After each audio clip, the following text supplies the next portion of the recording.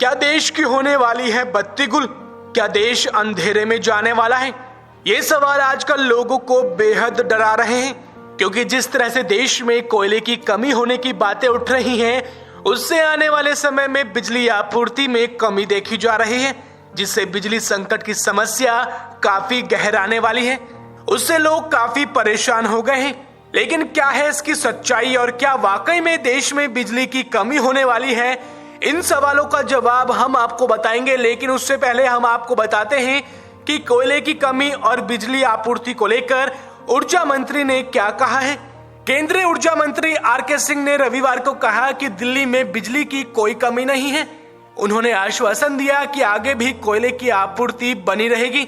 R K. Singh ने कहा कि देश प्रतिदिन कोयले की औसत आवश्यकता से 4 दिन आगे है और इस मुद्दे पर एक अनावश्यक दहशत पैदा की जा रही है।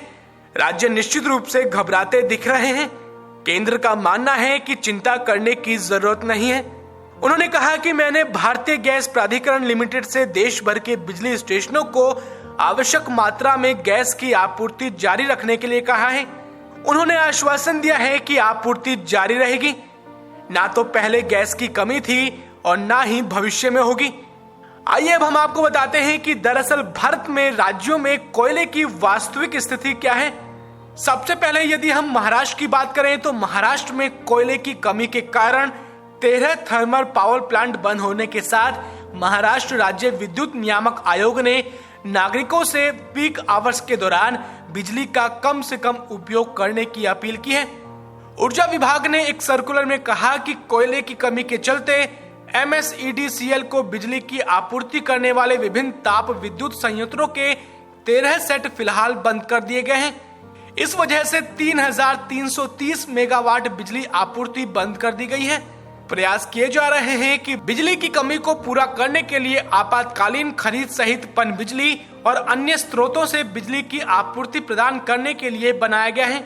यदि हम दूसरे नंबर पर केरल की बात करें तो केरल के बिजली मंत्री के कृष्णनकुट्टी का कहना है कि राज्य सरकार को थर्मल पावर प्लांटों के लिए कोयले की अनुपलब्धता के कारण केंद्रीय पूल से बिजली की कमी लंबे समय तक जारी रहने की स्थिति में लोड शेडिंग का सहारा लेना पड़ सकता है।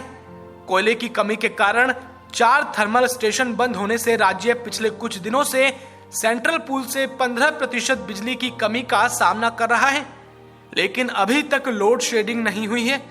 अब पंजाब की बात करें तो पंजाब में 3 थर्मल पावर प्लांटों को बंद करने के लिए मजबूर किया गया है और मुख्यमंत्री चरणजीत सिंह चन्नी ने केंद्र से राज्यों को कोयले की आपूर्ति बढ़ाने का अनुरोध किया है। 5,620 मेगावाट की स्थापित क्षमता के मुकाबले राज्य के थर्मल पावर प्लांट वर्तमान में केवल 2,800 मेगावाट ही पैदा कर पा रहे हैं।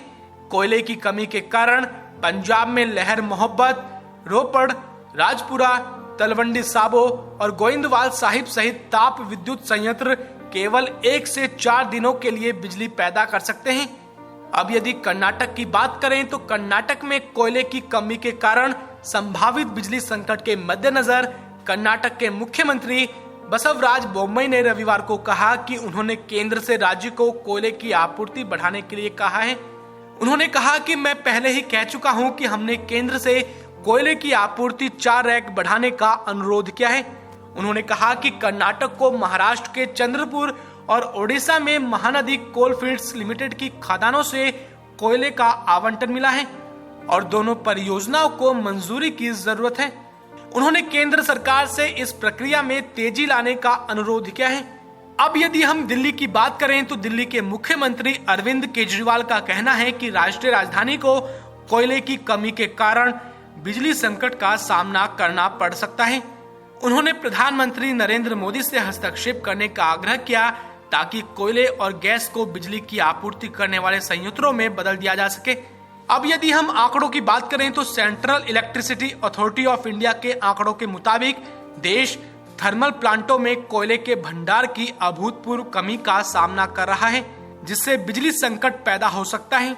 5 अक्टूबर को बिजली उत्पादन के लिए कोयले का उत्पादन करने वाले 135 ताप संयंत्रों में से 106 क्रिटिकल या सुपर क्रिटिकल चरण में थे, यानी उनके पास अगले 6-7 दिनों के लिए ही स्टॉक था।